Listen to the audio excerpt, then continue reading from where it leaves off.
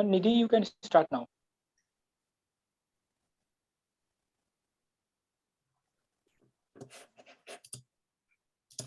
Namaste and a very good evening to all of you. Thank you, Pavanji, for giving me the cue to start.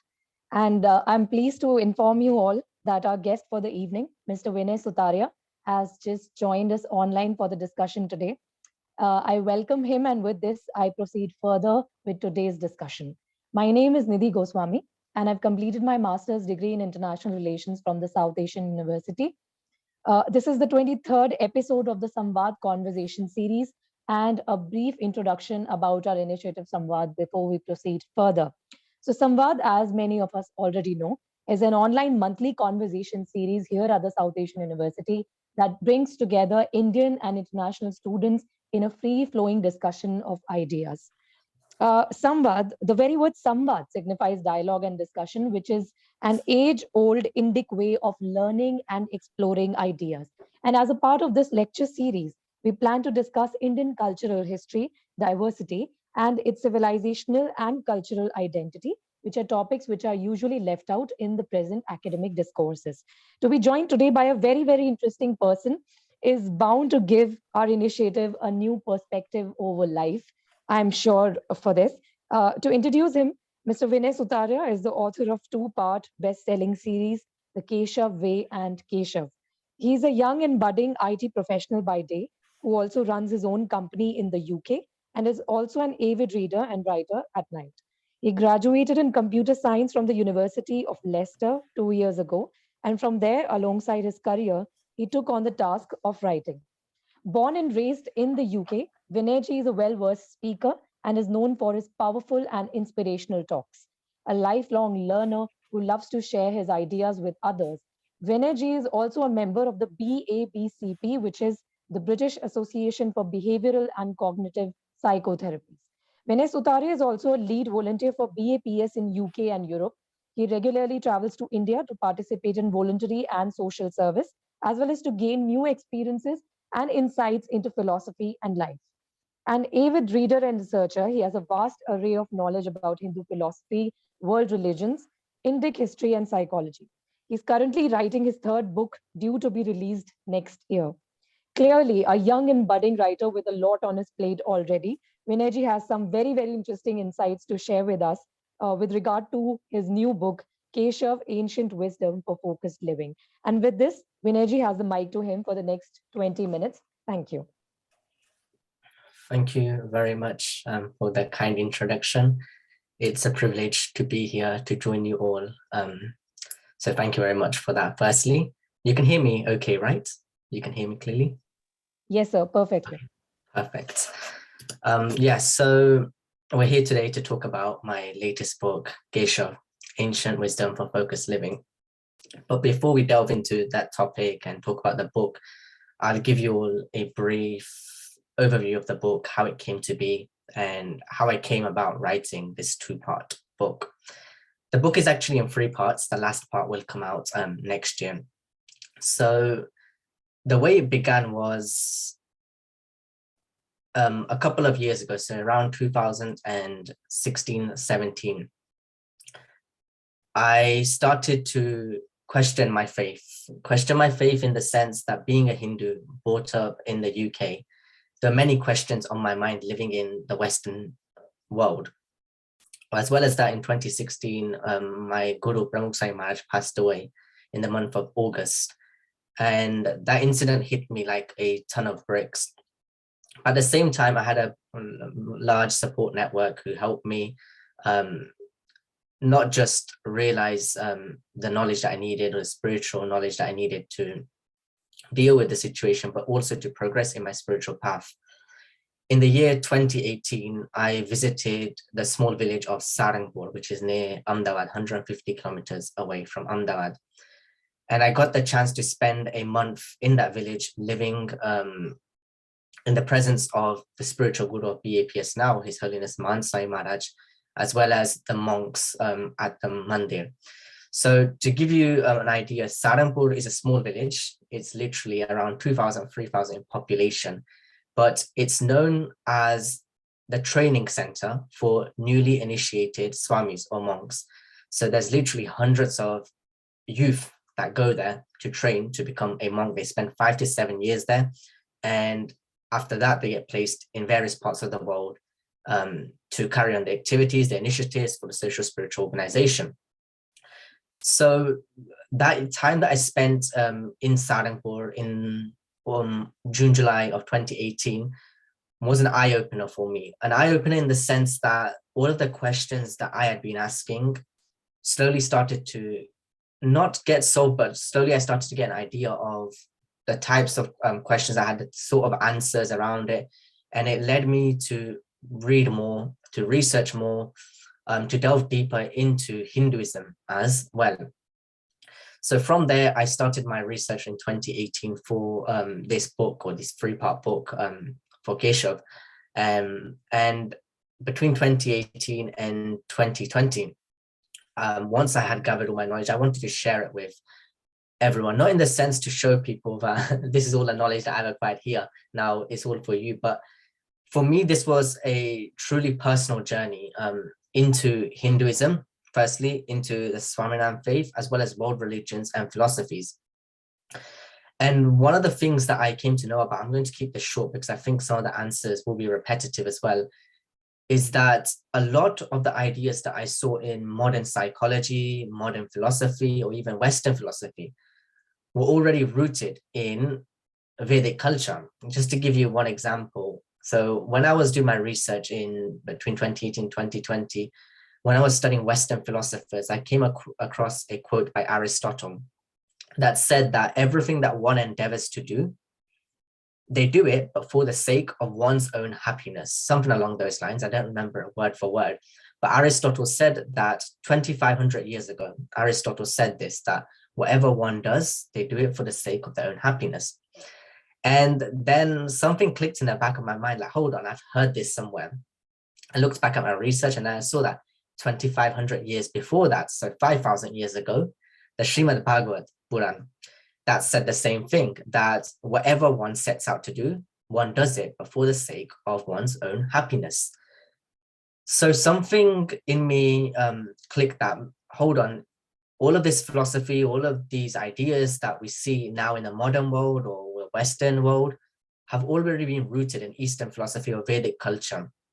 And from there, I wanted to, I had already started writing, but what I wanted to do was I wanted to try and link all of these ideas together to show not just myself, not for my own satisfaction, but to show others as well, like the answers that we have today, the modern day dilemmas, all of the answers have already been answered. Basically, all of these questions, sorry, have already been answered by ancient wisdom or ancient philosophy, mostly rooted within Vedic culture and all of the philosophies that have stemmed from them.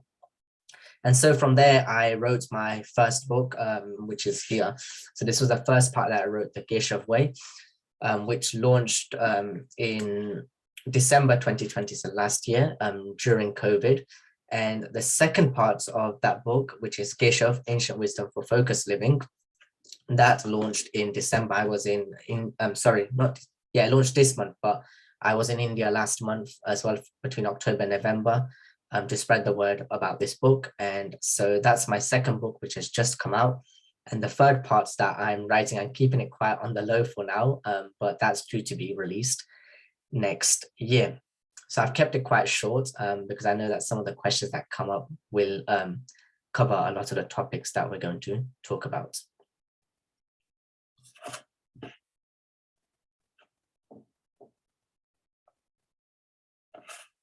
And that's my part of the talk done.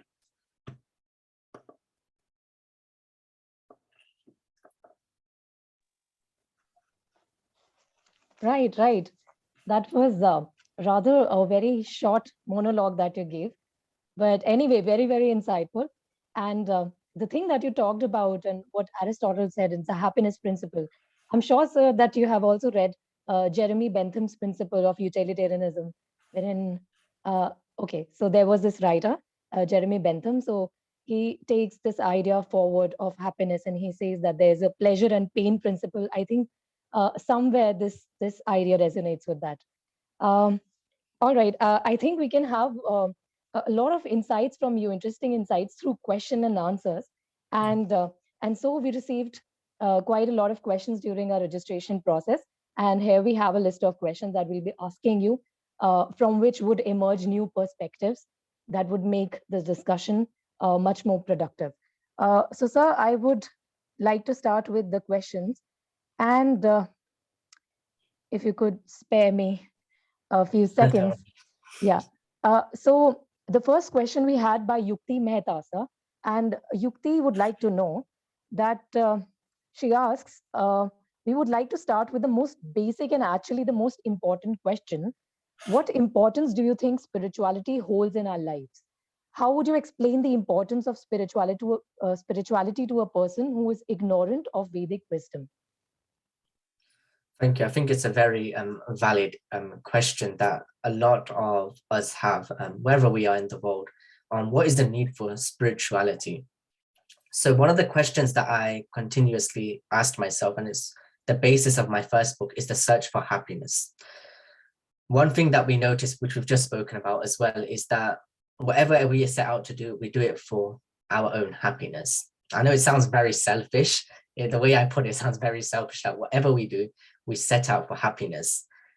But then when we look back at history, what we see is that people strive their entire lives in search of happiness, in search of success, whatever they may do to get there. Some people go for success, some people go for fame, some people just want peace. But in the end, the Vedic scriptures are right in the sense that whatever we set out to do, we do it to seek happiness or bliss. But the thing with happiness is that it's very elusive. It's very mysterious, happiness is. And we know that whatever we do as an individual or as a collective, happiness is not sustained in the long run. And it's hard to consistently sustain a high level of joy in our life. And so to feel a sense of meaning in our life, purpose in our life, shows that our actions have purpose. The Vedic scripture, so the Atharvaved, it states that money and mansions are not the only wealth, and that we should hoard the wealth of spirit, hoard the wealth of character, true values, and spiritual wisdom. And the scriptures also mention that there is no greater wealth than spiritual wisdom. And so what this tells us is that purpose and meaning, and it's not success, but purpose and meaning lead to true contentment in life. And one of the things that I saw during my time in Sarambo, which I spend there every year since 2016, I've been spending a month in Sarampo every year, only because of COVID. Last year I didn't go, but even this time I spent time in Sarampo. But one thing that I noticed, especially in the training monks, was that whatever they do it with a spiritual aspect to it. So one of the senior swamis that I conversed with about my personal flaws, he also said to me that whatever activity you do, whether that's even showering, breakfast, driving, working, studying, anything, everything should be spiritual.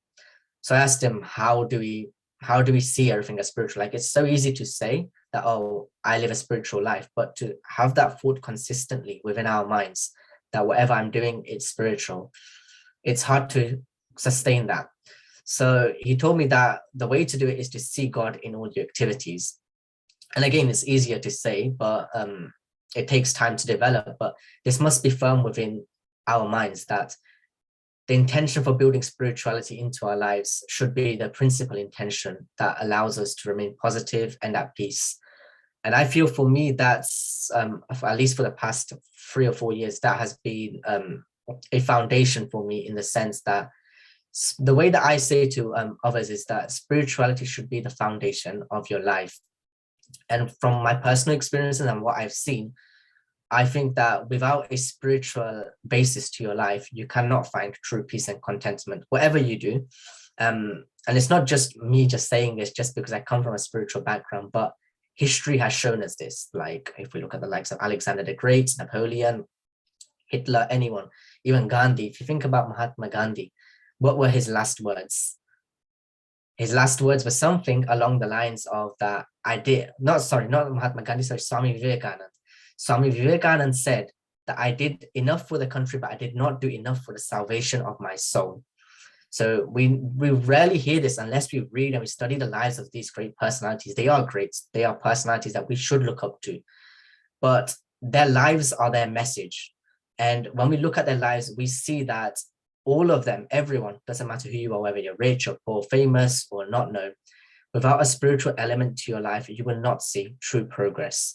And so I think, to keep it simple, I think that spirituality should be the basis of your life. What happens is that spirituality has become very shallow now, the word spirituality, which we'll talk about in a while, but the word spirituality itself has become very shallow in the sense that it's become superficial. Like, oh, I'm spiritual, but we don't know what spirituality really is, or we see it, but all of us, even me, like we see it on a very superficial level.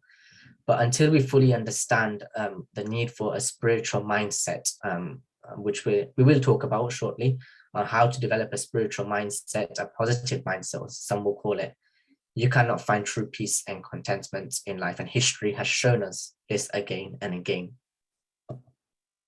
Right. Very rightly pointed out. The next question we have by Saurabh Agarwal, and he asks that Bhakti is an extremely important tenet of Indic wisdom. Absolute faith in God plays an important role in our spiritual progress. However, we often see our younger friends being apprehensive about Bhakti because the presence of God cannot exactly be proved. How would you explain the importance of Bhakti and faith in the presence of God to the modern youth? Okay. So I think the word bhakti, most of us probably already know what it means. It's very popular throughout Indian tradition, even for Bharat today, it's a very popular word. But in a very simplified sense, bhakti literally means unconditional devotion and love for God. And I think you rightly said that we don't often, well, some don't often see the need for bhakti in life. People think that, okay, I live a good life, I live a dharmic life, so why do I need bhakti in my life? Bhagavan Swaminarayan, in his primary teachings compiled in the Vachnamrut is a collection of talks that were spoken and written down by the sadhus of Bhagavan Swaminarayan during his time in his direct presence. A collection of 273 talks, and in those talks he again and again emphasized the need for bhakti in one's life. In the Swaminarayan tradition, there are 4 pillars of the dharma, and they're known as dharma, which means obviously dharma, which we'll come to again, gnan, knowledge, vairagya, detachment, and bhakti, devotion. These are what are known as the 4 pillars of ekantic dharma in the Swaminarayan tradition.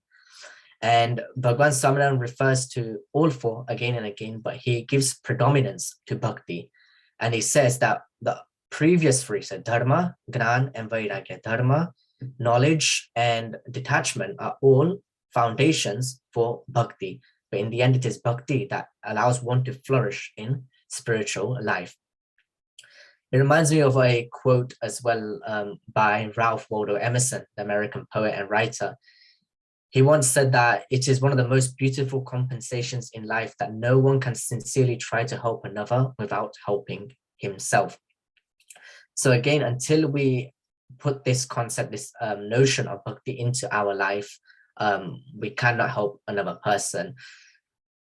I think the word bhakti, like you said, is often seen a very in the sense that, oh, it's just devotion, in the sense that we go to the mandir, or we come to the mandir in our home where Bhagwan is, and we pray to him, and we do arti, we do bhog, tar, and that's it.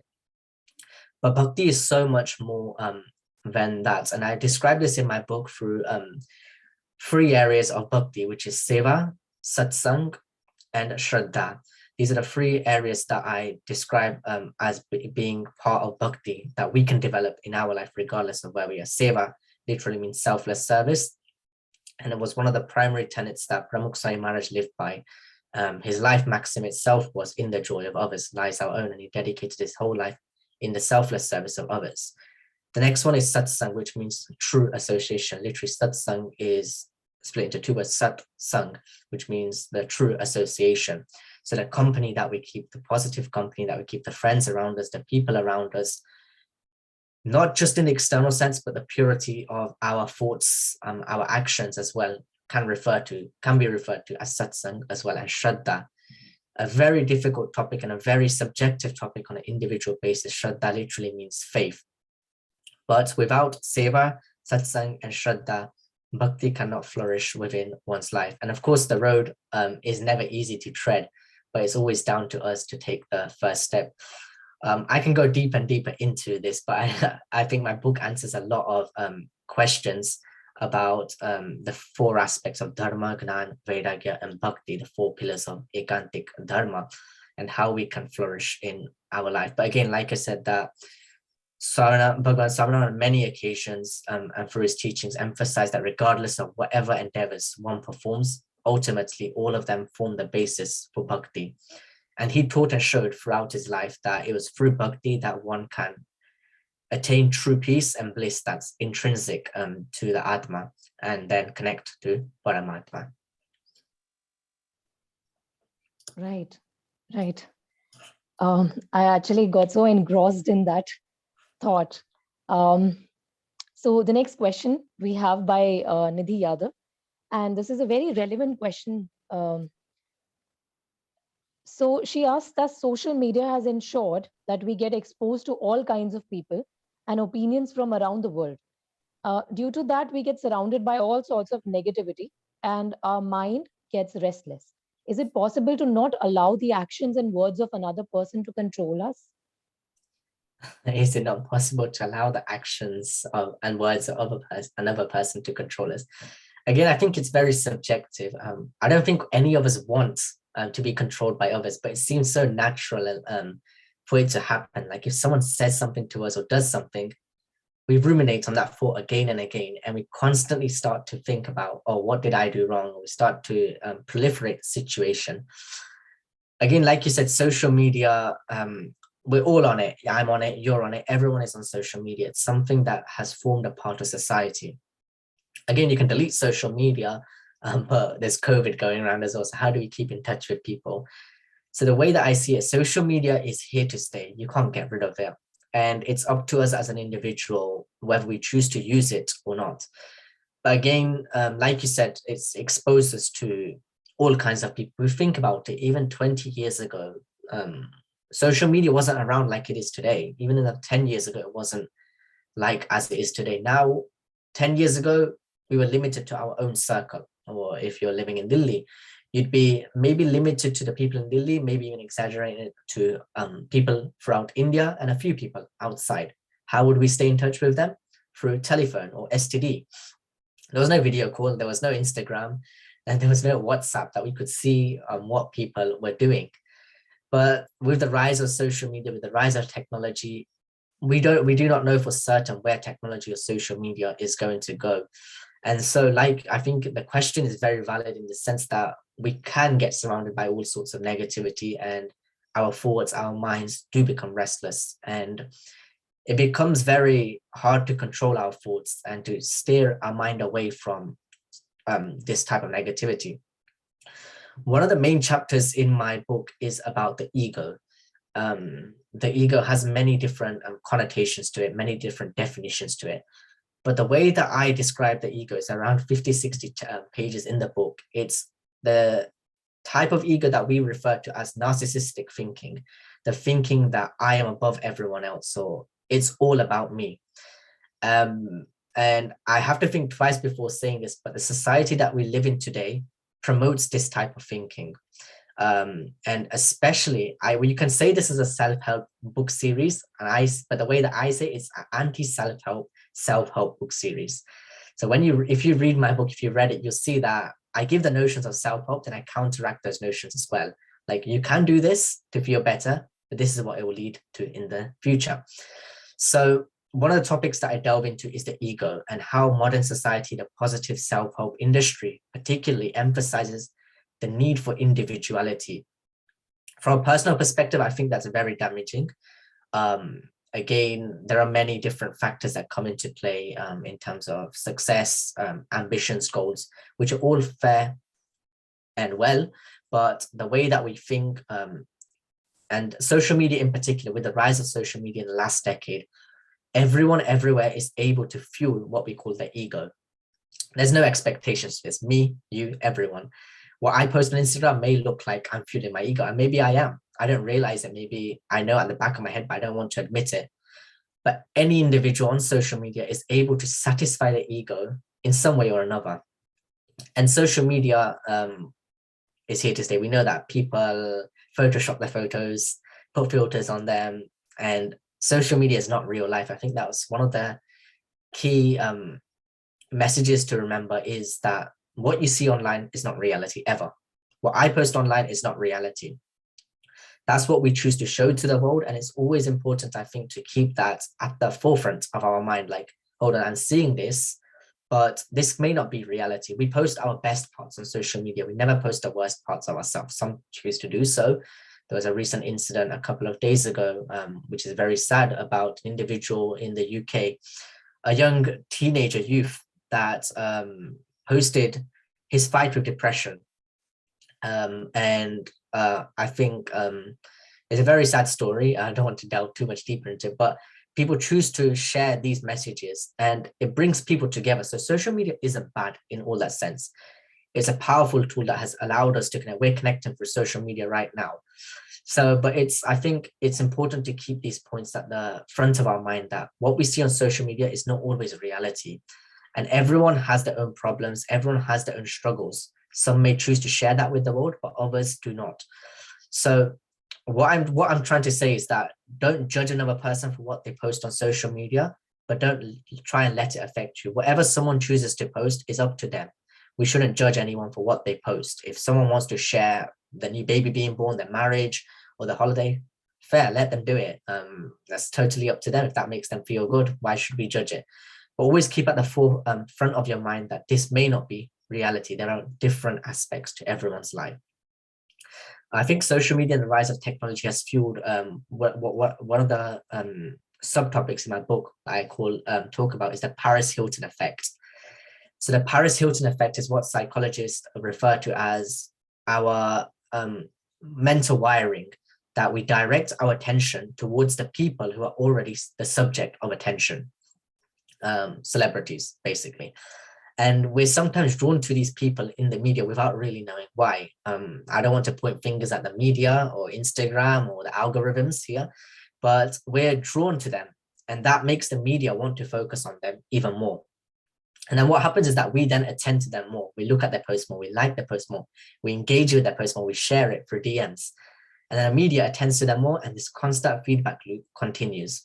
And what happens is we copy those people, we replicate them, we try to be like them, and then we're helplessly drawn to them. So there's loads of areas that come into social media. There's two sides always to a coin. There's a good side and the bad side.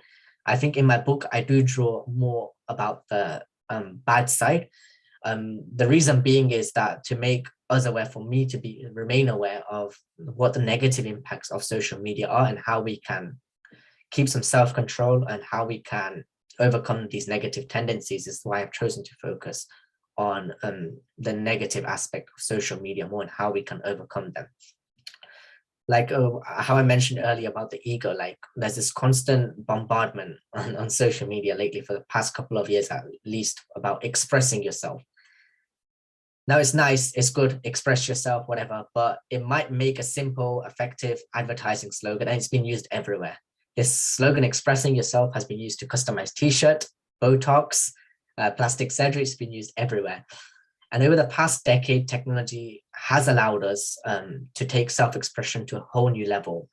How? Through blogs, personal websites. Our social media accounts are basically our way of curating our life to make it look like the best that it is. So social media has allowed us to express ourselves in the way that we want to. We can put whatever we want. No one will know what's really going on behind the scenes. And the media too has also shifted towards self-expression because, of course, opinion is a lot cheaper than information. Opinion is always cheaper than information. But all of this self-expression would be fine if it was expressed with value, but that's not often the case. It's sad to see. We all know people who in person or online talk because they want to, not because they actually have something meaningful to contribute.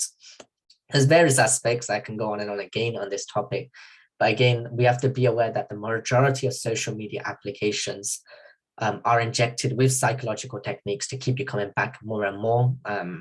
If you read the book, there's loads of YouTube videos as well about people that have come from these backgrounds and they admit on the psychological techniques that they borrowed. Like there's something called the Las Vegas slot machine technique, which the founders at social media giants have implemented into their technology to make you keep coming back again and again towards social media.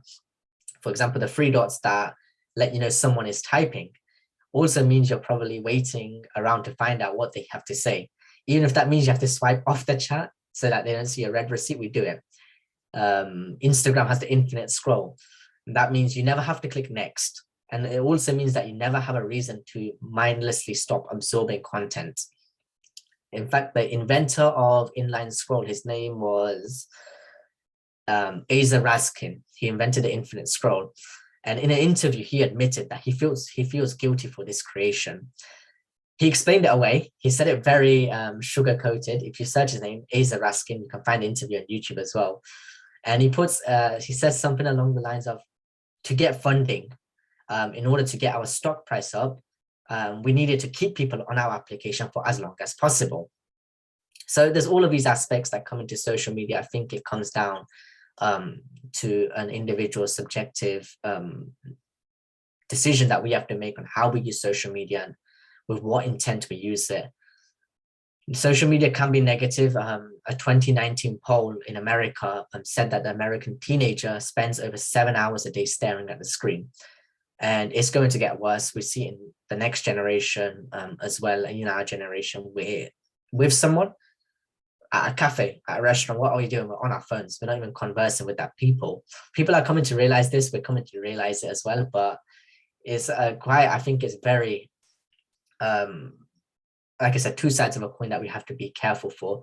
A 2019 study by John Hopkins, Bloomberg School of Public Health, they tried to link mental health conditions to social media. What they did was they followed 6,000 kids between the ages of 12 and 15. So people that are just coming, prepubescent kids, or people that are coming straight into puberty, hormone changes, all of this, they took all of these factors into account. And they found that those who use social media for over 3 hours a day, it doesn't matter whether they're 12 to 15, 12 to 21, whatever age, those who use social media for over 3 hours a day were twice as likely to develop a mental health condition compared to those who unplugged after 3 hours. And the setup of the study even suggested that it was more likely that internet usage, social media usage, triggers mental health issues rather than the correlation being in reverse. What often happens is that many social media pro people, what they say is that, oh, if you got mental health issues and you use social media, the issues proliferate, and that's the reason. But this study actually proved that the correlation is in reverse. That's the overusage, overindulgence in social media has been linked to a rise in mental health issues. So it's a very broad topic, a very vast topic, and it's one that we can go on for ages and ages. I think it's something on an individual basis that we have to look into. So I'll stop blabbering on about it, and I hope that answers the question. No, I think really these are some very, very practical advices. And wow, I mean, there were so many quotable quotes from your side that I forgot to actually write it down. I should have written that down. So this is to my audience that you know now that the book has a lot to offer on our daily concerns, especially young people. And as they say, that social media today is a necessary evil, and all we can do is that we cannot let social media affect our mental health. So the next question we have by Samriddhi. And Samriddhi asks that we all know that the Sanatan system had a great lifestyle or a way of living, and everybody was proud of it. But in present times, we see that the Western world has started following the Indian lifestyle, and our youth have started blindly following the Western culture. Now, like Western world is following yoga, becoming vegetarians, taking dinner early in the evening, etc. And our youth are getting addicted to drugs, clubbing, etc. How do you see this? And if it's alarming, then how to cure it? A very deep question. I think it's quite right. I don't like to use the term Western world in the sense because I live in the Western world and I don't want to bash them. So I prefer to use the word the modern culture and Vedic culture. We see throughout parts of India, the Vedic culture is still followed, particularly by the generation before us, our parents, our grandparents. They follow a type of Vedic culture. But like you mentioned, the question mentions as well that modern culture has fueled us, whatever that may be, whether that, again, that might be because of social media, it might be because of colonization, it might be because of people going abroad and coming back, immigration. There's loads of factors that come into play, could even because of constitution, we don't know. But there are many factors that come into play of why society and culture is as it is today. But I think the question is very valid and important now more than ever. Especially when we see the Western world, and I see it particularly here in the UK as well. There is a amazing and vast interest in Western individuals seeking Eastern spirituality.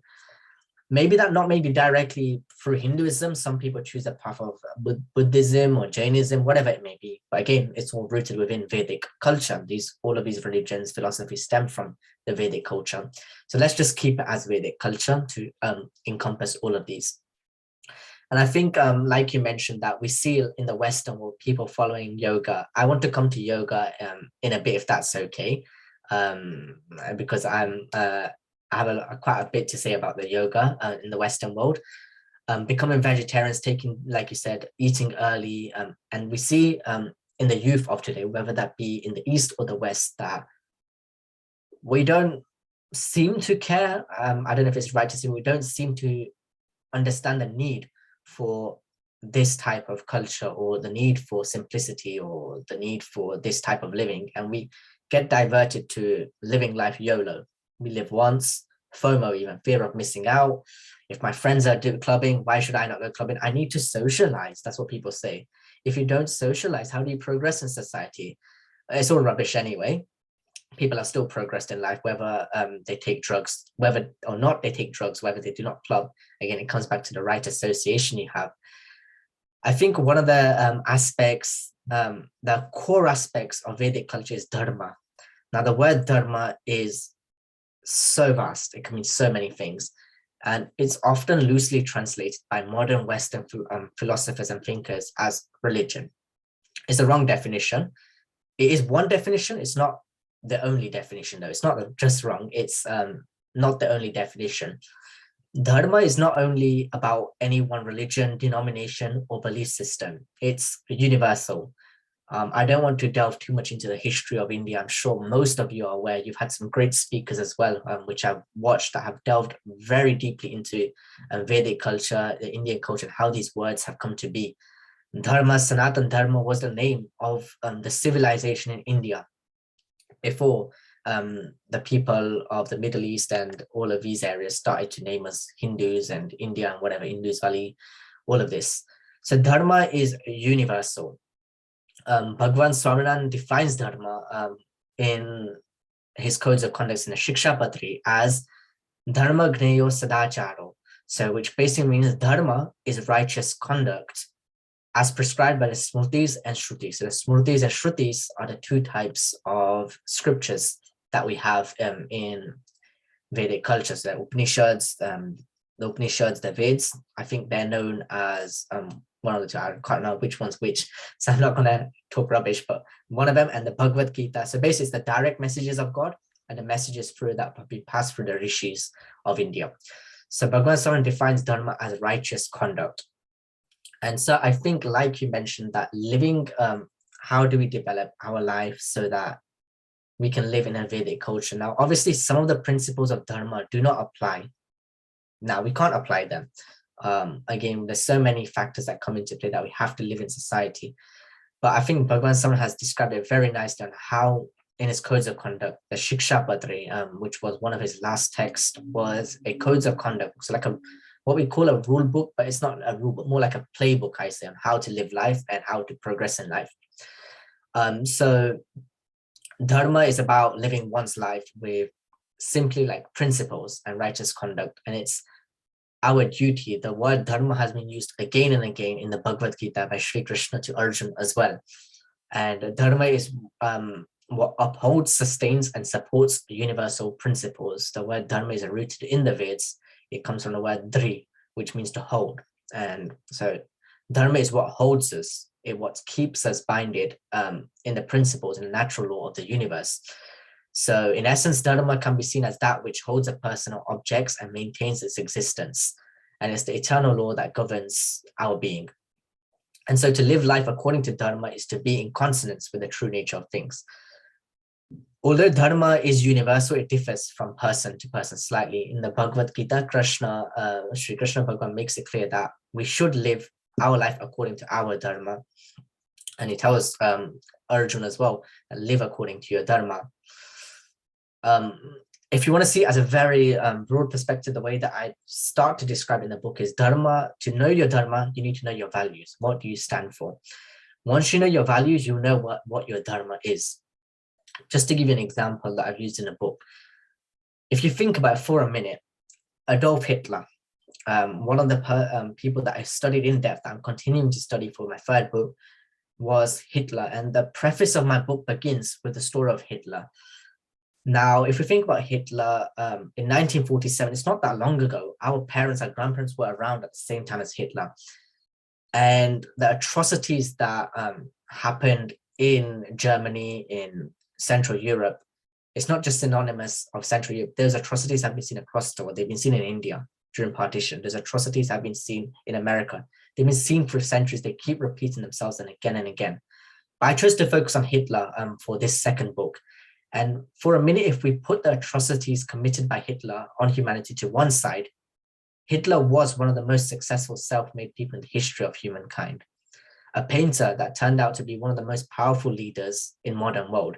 He went from being a cheap failing painter to the commander of an entire country with the most powerful military in the world in a matter of 2 decades. He inspired and mobilized millions to follow his path. He was sharp, he was witty, he was smart. He was focused on his goals and ambitions. You might start to get a hint of what I'm trying to say here. So he inspired millions. He was sharp, he was smart, he was focused on his goals. But where he failed was in his values. Hitler failed in his dharma.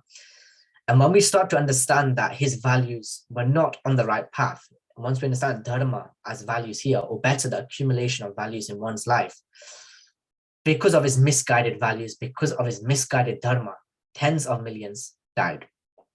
And that's why I think it's of most importance now that we start to begin to define our dharma.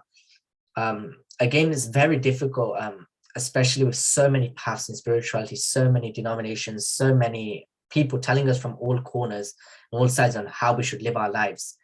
So I think it's very subjective again on our values, but we have to sit down and reconsider our values. What do I stand for? What do I want to achieve in my life? How do I go about achieving it? Do my values align with my actions? Most of us fail to contemplate in this manner. We obsessively focus on being happy, on success, on showing our best self in front of other people and online, and the need to feel good all the time. And we fail to realize that unless our values are aligned with our sense of purpose, none of this is going to do us any good. And obviously, I'm no one to tell you which values are good or bad. I think that's very individual. And I don't even want to push my own values onto anyone. But the whole point is that values are adopted through our own wish, not because someone tells us to. Again, these values are passed down from generation to generation. And we see that the past generations may have had a lot more struggles than us. Again, it depends on context, on experience as well. But I think we live in very comfortable lives in society now. Again, it's a paradox, the progress paradox, which I'll talk about in a bit if time allows. But we are living in a quote unquote better society than our previous generation. So we have a chance to contemplate these types of things. We have a chance to contemplate our values, our purpose. And I think you're very lucky, those living in India. I live in the UK, but I still would prefer to live in India. You're probably like, why is he saying this? But a lot of people choose to come here. But the society in India, putting aside political, social issues to the side, the culture in India is much more vibrant. It's much more community-based. It's much more open. And I think coming from a Indian background, I think we should take pride in that. We should take pride in our culture and our tradition, and truly think about what do we stand for, what values do we want to pass on to the next generation. And these will help us to understand what our dharma truly is. Right, right. Very rightly said. And just a piece of information. So Upanishads are examples of Shrutis, because Shrutis are everything that we have recorded by the master and the student relationship by hearing. So Shrutis are that, and Upanishad then is You got it example the right of way that. around. I got mixed up with which way it was, so my bad. But thank you. Right. No, that's all right. That's all right. All right, sir. So because we are running short of time, I might have to skip, I think, 2-3 questions. So sorry That's okay. for everybody who had sent me their questions. So I'll take the last question now, and it's by Adarsh Sharma. And I think this question needed to be asked. So Adarsh asked us that what role does a guru play in the spiritual path? In today's age, gurus like Pramukh Swamiji Maharaj are rare. How can one find or identify a true guru? And if that is not possible, is spiritual progress possible in the absence of a guru? I think it's a very important question. And like the individual that asked the question, there are so many gurus out there, so many spiritual paths out there. So how do we know what is right? It was one of the questions that I asked myself again and again. Obviously, I didn't come from this spiritual background. I came from what I call a general Hindu background, in the sense that we believed in everything and everyone, hunky-dory, whatever happens, happens, go to this Monday, pray to all gods. But there's no alignment, like I said, with dharma or any spiritual path. So I think the question is very valid, like how do we identify the true guru? What is the need for a guru? You touched upon the Upanishads and being the Smriti, right? Or Shruti? Smriti, That was the whichever one. Shruti. So I think the Veds are Shrutis as well. So the Veds are the basis of all spiritual wisdom that comes in India, and it contains an immense bank of knowledge. We won't read the Veds. We'll never read the Veds, I don't think. There's too much there. But so how do we understand what's in the Veds? So the Veds, in fact, answer this question themselves, because it comes like the Veds are massive, right? The 4 Veds. We're never going to even understand them. We may not even know Sanskrit to that level. And I wouldn't rely on any translation of the Veds by the Western scholars. But we see that people are translating in the East, and hopefully someone in the future from the path of India or born in India translates them so that we can understand it as it is. But again, it takes a lifetime to go through the Veds and properly understand them. And what I saw was that many of the Swamis at Saranpur, they've taken up the challenge of studying the Vedic text for the whole life. So what they will do now is at the age of 24, as soon as they've graduated, they'll go to Saranpur, and for the rest of their life, they're going to study the Veds, which I don't think any of us will do. But the Veds have actually informed us of what needs to be done in order to understand them. And the Veds instruct that to understand what's written here, you have to go to the Guru. Now, the word guru has become somewhat taboo these days, especially in the Western world. There are love gurus, tech gurus, there's cooking gurus, and so on. But the original meaning of the word stems from the 2 Sanskrit words gu and ru. And then putting both words together gives us the word guru, meaning one who brings a being from darkness into light. Don't take this metaphor in the literal sense, but it's a metaphor that where darkness refers to ignorance, and light refers to ultimate truth and mental clarity. So a true guru is the one who takes us away from the ignorance of society, of the world around us, and brings us closer towards the truth. Just on a side note, one thing that you may notice is the 2 colors of my book. This is the old cover of my first book now. It's updated to match this one. But that's one of the themes that I did, was from darkness to light. So that's the way that I did it. It's very subtle, but that's the link between there as well. But again, coming back to the topic, a true guru is one who takes us away from darkness into light, from ignorance into truth. One of the Upanishads, the Mundak Upanishad, it states clearly that Tad Vignanartham Saguru Meva Vigachit Samit Pani Shrotriyam Brahmanishtam.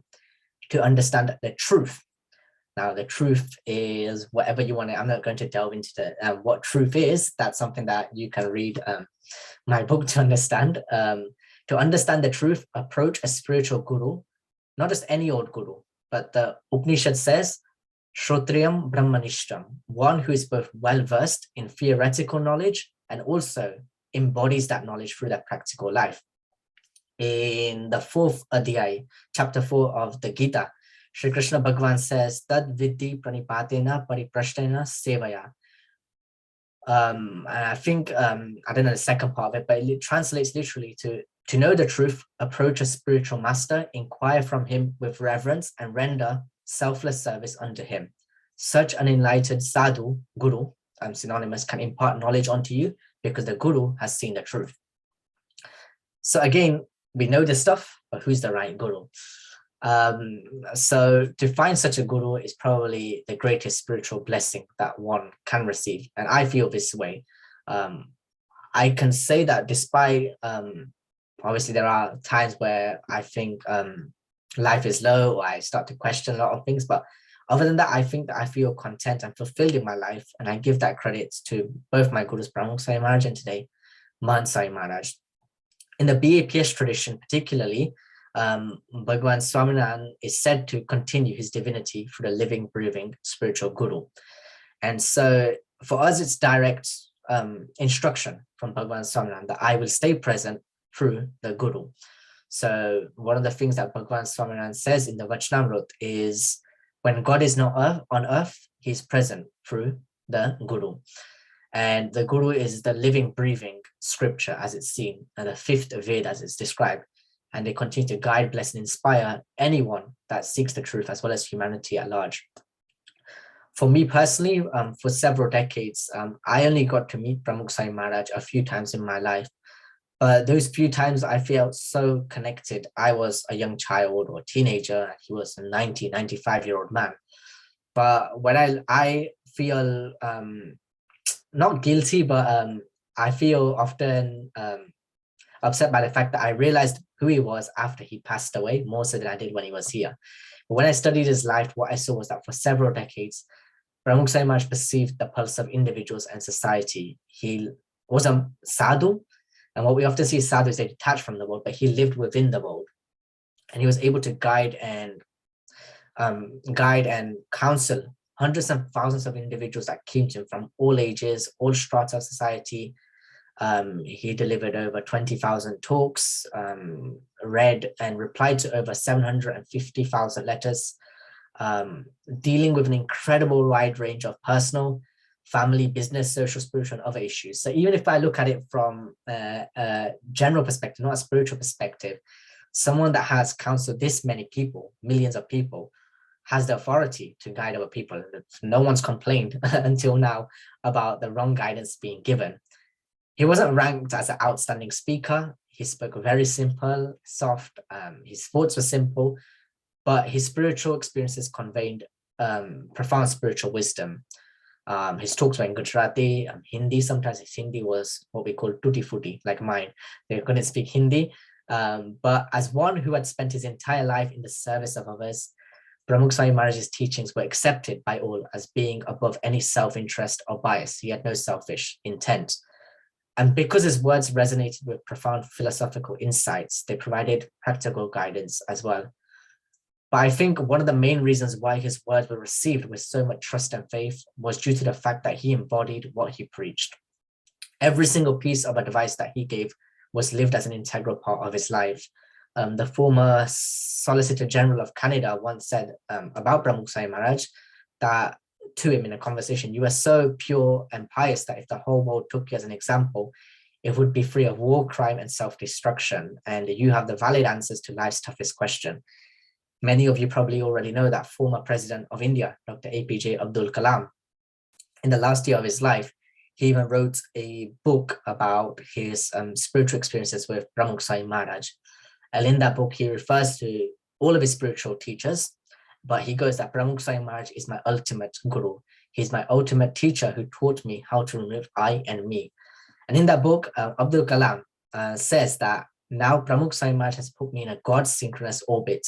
There's nothing more left for me to do. I have reached my final destination in life. 6 months later, unfortunately, he passed away.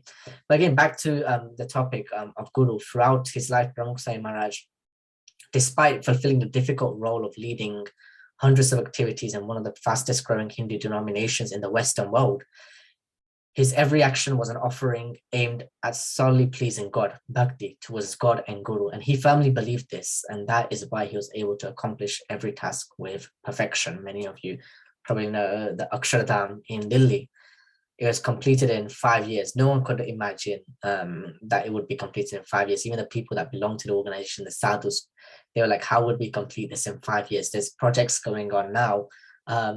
Like there's an Akshardham being built in Robbinsville near New York and New Jersey. And that's been going on for almost 10 years. So it does take time. But again, no one believed this to be done, but he was able to accomplish every task with perfection. Today, the current guru of BAPS is Mahan Sai Maharaj. He's currently in Atladra, in Vadodara, but he reaches out to aspirants and others through his travels, his public talks, personal meetings, correspondence, and phone calls.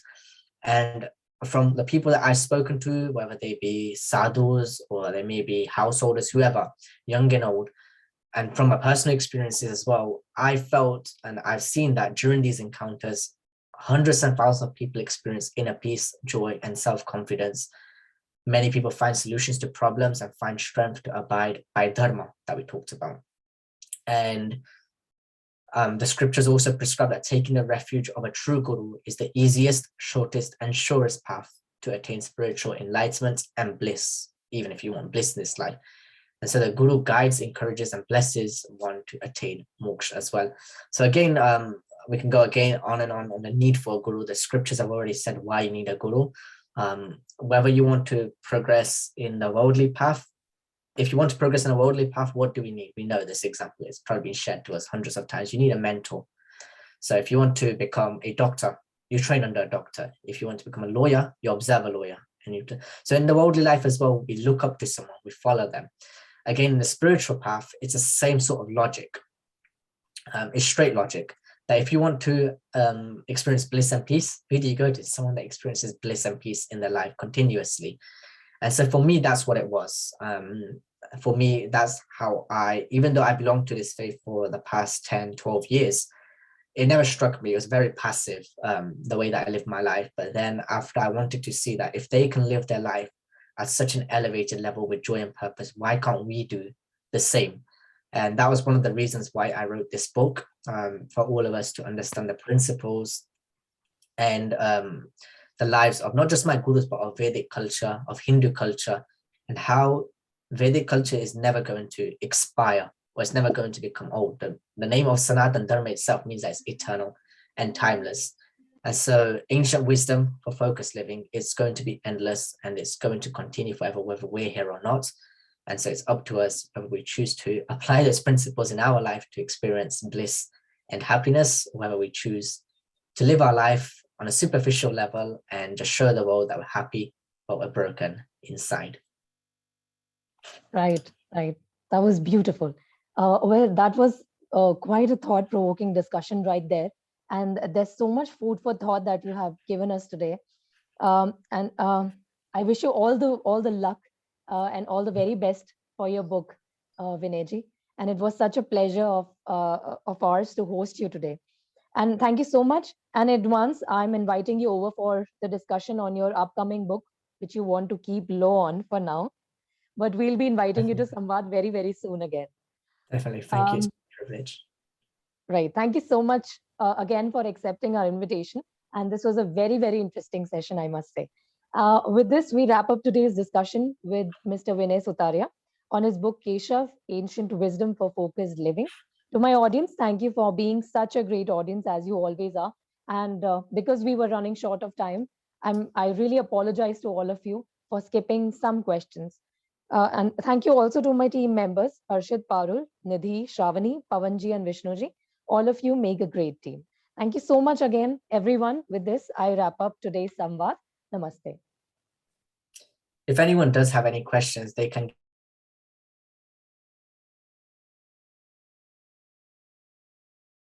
My messages, my DMs are always open. If anyone has any questions, so feel free to drop me a message. I do reply to all my messages. Right. That was an important message towards the end. All right. Thank you so much again, sir. Thank you. Thank you. Namaste.